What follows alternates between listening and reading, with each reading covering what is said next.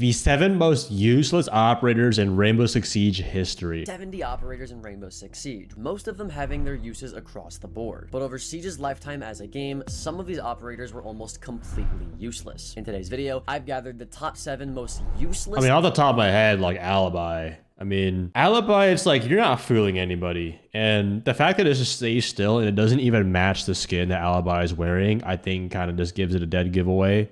And as time goes on too. Operators in Rainbow Six Siege history. The first of which is actually Blackbeard. Don't get me wrong, the Blackbeard we have now is far from useless. He's actually considered to be one of the best attackers in the game, but it wasn't always this way. Before Blackbeard's rework in Operation Collision Point, Blackbeard was the worst attacker in the game. Before we get into that though, you have to know about Blackbeard when he first dropped, because he was even more powerful than he is now. When he first dropped, he could absorb entire magazines with a bulletproof shield, but not a shield that went in front of your body. Instead, it was a shield that went in front of your face. Yeah, 800 HP Blackbeard was freaking nuts. Like, if you were to head glitch a window, no one's killing you. Like, opposite and repel in a window, no one's killing you. This is overpowered because it meant you couldn't get a headshot. But it was kind of fun. And this shield may have been breakable, but with the amount of health it had, it might as well have been invincible.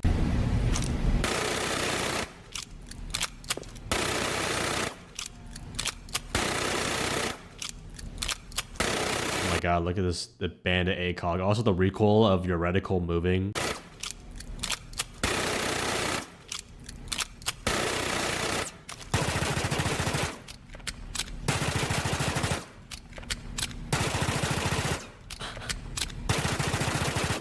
Oh my God, what the heck? Is it gonna break? Oh, it finally broke. Ubisoft nerfed him, and then nerfed him again, and again. It only took all of your whole ammo and all of your secondary ammo and 5 knives. And again, by the time year 4 rolled around, Blackbeard players had about 0.5 seconds of protection before their shield cracked like an eggshell. What made him useless wasn't just the paper-thin shield, it was the fact that everything else about him was mediocre. No explosives, no utility, no real entry potential. All you got was a slow rifle. Yeah, eventually people started saying that like Blackbeard just has saran wrap over his face. That's equivalent to what it felt like. And who died just like anyone else, only slower and sadder. Blackbeard overall was completely useless. His entire identity as an operator was completely gone. And the thing that made him stick out, his rifle shield, was useless and you almost never got to use it anyways. Someone else who used to be completely useless but is way better now is the next operator on this list, which is Grim. Grim arrived with a lot of hype. A tactical swarm launcher that could track defenders and force them into bad positions sounds awesome. Problem was, Grim's gadget was way too easy to counter. The bees didn't slow their enemies. They didn't do damage. They just floated there, hoping someone would... Dude, okay, anyone watching this trailer with a body lying on the ground with the bees going over them, I would assume that the bees would be like Black Ops 3 Hive, where it would like eat away at you for like 5 seconds, kind of like a lesion mine.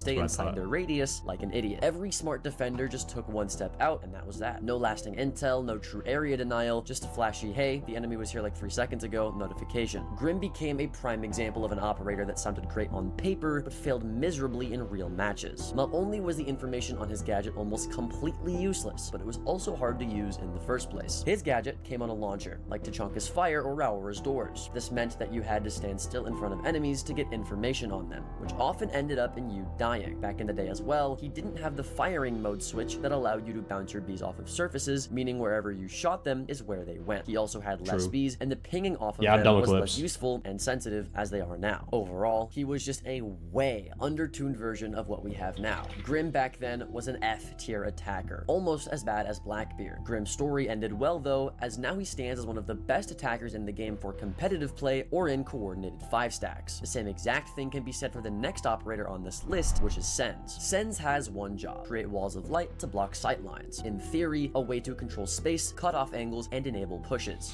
You know, I think in ranked, Sens is like pretty low tier just because of the teamwork coordination, but in pro league, dude, he's actually really good for like blocking off timings and stuff. Practice, the walls rolled randomly, bounced off of objects, and left giant gaps defenders could easily peek through. Instead of creating tactical opportunities, Sens' gadget often just caused confusion for their own team. Teammates couldn't see, defenders just waited for openings, and if you brought explosives or bulletproof gadgets, Sens walls were basically worthless. The idea was cool, the execution though was a disaster. When Sens was released, the hitbox of their gadget was very clunky. Not often allowing it to go under or through certain gaps it should have easily been able to go through or rolled through. If you combine that with the visible throw trajectory not being invented yet, Sens' gadgets were completely unpredictable. They depended on the prime or where they'd go. There were also a lot of counters to Sens. I will say, I really wish, I kind of hope they bring Sens's gun onto a different person, because I actually love his gun. It's just the fact that it's this on an operator that is not played very often. Warden for one countered Sens immediately. It's kind of sad though, like the one time we get a new operator on a gun,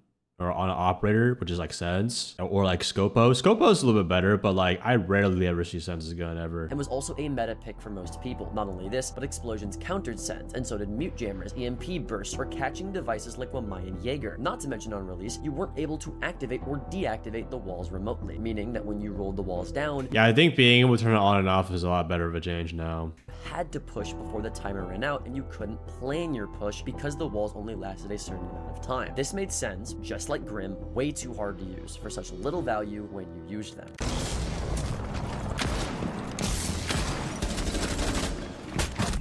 Oh, okay. Oh, Legion. Okay, well, to be fair, if I were to fight in a smoke grenade and I was complaining I couldn't see through the smoke, You could just see me, but I was on the other side of the wall.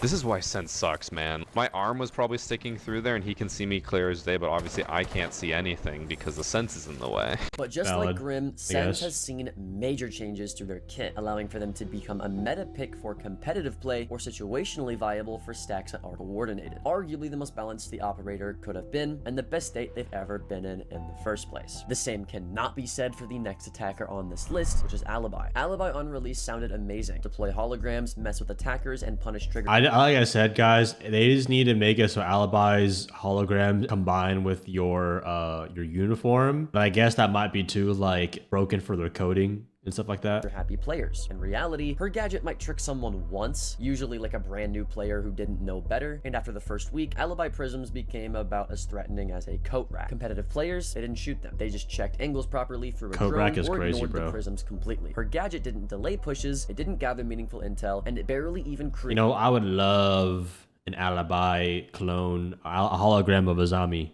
Anyone know where I can get those? Created hesitation after people figured her out. put Alibi's it in my saving room. grace was her MX4 Storm SMG, a beautiful gun with an insane fire rate. She was also used occasionally for her deployable shield. Wait, does anyone else have Alibi's gun? I don't think so, right? Dude, I would love to see the new Defender get... Dude, the new Defenders need to get new... Like, if they're gonna have a reskin gun, at least give it, like, something that is rarely played. Stop giving every operator MP5 or, like, shotgun. In the utility meta, or for her 1.5 times scope in the team. Or like when they give it like Doc Shotgun or something. Yeah, meta. Jesus. Never though for her ability. But why? Well, first of all of her clones looked the exact same, no matter the skin that you had equipped. This meant that her I think it would be kind of cool if you could, kind of like how Fender pulls out his gadget. Yeah, like change the positioning of the clone, make it prone, make it crouched. That would be pretty nice. her clones were always her default skin, so people got used to seeing that exact default skin and would always assume it was a clone. Not only this, but Alibi's clones would always be ADS with iron sights and no weapon skins, making the clones even easier to see. Clones also have this metal arm at the feet of the clone that are a dead giveaway that it's not a real operator. Combine this with the fact that if you did shoot a clone, nothing bad ever really happened anyway, and Alibi was and still is completely useless, which is almost the case for this next operator on the list being Amaru, the grappling hook entry specialist. The idea was to hit defenders with a fast, unexpected flank through windows or hatches, but that's not how it goes ever. Amaru's entry is so loud and so predictable that defenders just aim at the window and wait. Using her Gara hook is like setting off an air raid siren. Everyone knows where you're coming from and they'll be ready for it. Instead of flanking, you deliver yourself straight into a firing squad. Smart Amaru players eventually realize the tragic truth. The best way to play Amaru was to not use her gadget at all. Just walk around like a normal operator or use her gadget off-site, which makes no sense most of the time anyway. Otherwise, you're basically giving defenders a free kill, which not only does not benefit your team, but actually hinders them quite a bit. That's well explained. I mean, this is a bad idea, but we're gonna go for it, dude. So obvious. I'm gonna Amaru in directly where the enemy is, and if they hear it, if they shoot me, it's obvious. Just changed about Amaru besides slight buffs to her gadget and loadout, all of which have made her slightly situational at best, and she's still the risky operator she once was on release. Someone a lot less risky. David, your MMR is actually going to be similar to your console. I think so, at least, because when I'm not too sure, because when I played on my main account on Xbox, it put me in champion console lobbies, which I was really confused. But I'm not too sure about that, David. That was a lot less useful back in the day, though, was Rook. In a game about strategy, adaptability, and creativity with operator abilities, Rook's job was to drop a bag on the floor. That's it. His armor vest gave players slightly more health if they got downed, but in most cases, if you were downed in Siege, To be fair, like, Rook was, like, made when this game wasn't as, like, developed as it is now.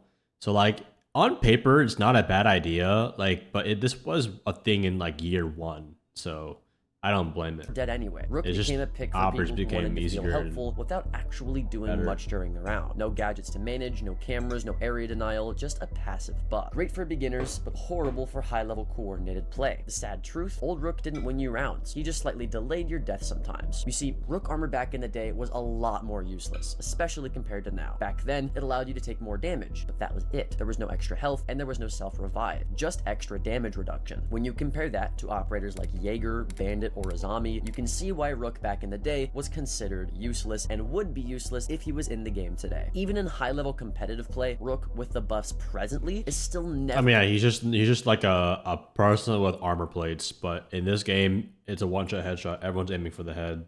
So body shots don't really mean anything. It also doesn't really mean much. I mean, you could say argue for the self-revive and grenades, but it's so situational. One of the most useless operators in Rainbow Six Siege history. To be fair though, compared to the past, Rook does have a place. He's consistently been the most high win rate defender for the high ranks. And now he's got Bailiff and Impact or C4, but I rarely see anyone use him anymore. He's definitely still a great defender. So he's not quite as useless as he once was, but definitely not good for the average or above average. Him losing the ACOG was fucking... that just like pummeled Rook down. Exact same thing can be said about the final operator in today's video, which is Tachanka. Now, if you think that Tachanka is bad now, you have no idea what old Tachanka was like. But still, somehow, Tachanka deserved respect, but not because he was good. Old Tachanka was a meme, a joke, a testament to bad design and community irony. Because back in the day, Tachanka's ability was so bad that he was revered as a god, and his entire existence as an operator was made a joke because of it. Lord Tachanka. He was arguably the operator with the most aura because people were jokingly making that the case due to him being so incredibly terrible. To see what I mean, let's take a look at his actual ability. Back in the day, Tachanka's ability was just having an LMG that you couldn't move, that was stationary. That's literally it. It's the same LMG, by the way, that right now you get as a part of your base loadout, and you're also able to move and carry in your hands. Setting up a static mounted LMG. Yes or no? You think they should bring back his LMG like this? Dude, I look, you fucking miss it. I kind of miss it, bro. But like, even if you pair it with a deployable shield, he's just so vulnerable. It's so easy to kill him. Which is what he had back then. In a game filled with destructible walls and ceilings that the LMG could destroy, you might as well have been painting a target on. I low-key like his fire a little more though. You couldn't react quickly, everything was clunky, and everyone, I mean everyone, knew exactly where you were once you fired because of how loud this LMG was and still is to this day. Considering that most of the meta back then when Tachanka was memed on was bunkery and people... I do like think about it more as like the memes of back in the day with the Tachanka and all that. We don't have that anymore because I feel like Siege is so like competitive now and like tweaked that it's kind of hard to like be memeful unless you're in like really low ranks. But even if you're in low ranks, you're facing up against high rank players because at rank 2.0. Sat on site, an ability that opened up the entire bomb site not only was completely useless but actually hindered your team more than it helped. Not only this, but attackers could also use your gadget, meaning that if you died and site was taken, the attackers could just... Yeah, to be fair, I was like, Tachanka and Rook were made in like the first year of Siege, where it's like it was more off like military design than efficiency for the game. Use what you had set up. He was so unusable, so completely irrelevant that he became Lord Tachanka, a joke pick celebrated by the community for his sheer uselessness. It wasn't until his full rework years later in Operation Shadow Legacy that Tachanka finally became a semi-viable defender. But old Tachanka, he was basically free points for the enemy. Even Tachanka now, after the rework, suffers from what Old Grim did on his release. Considering how badly we talked of Old Grim on release, you probably already can think of how bad Tachanka is now. Tachanka's fire launcher right now, just like Grim, is slow, uncomfortable to use, not at all useful in the first place, and leaves you open to be killed. Just like Grim, he's hard to use for very little reward. Now, there are some certain situations where Tachanka can be good. Take the basement of Bank, for example, when area denial is pretty much the only way you can win on the bomb site. Or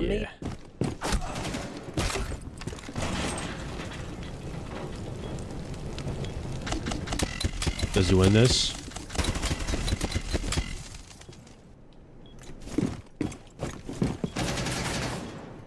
Oh my god, he pushed it! That was 7 of the most useless operators in Rainbow Six Siege history. That's a... I feel like bro does not like Tachanka. All right, you know what? That was not bad of a video. Go subscribe to R6 Central. I enjoyed the video.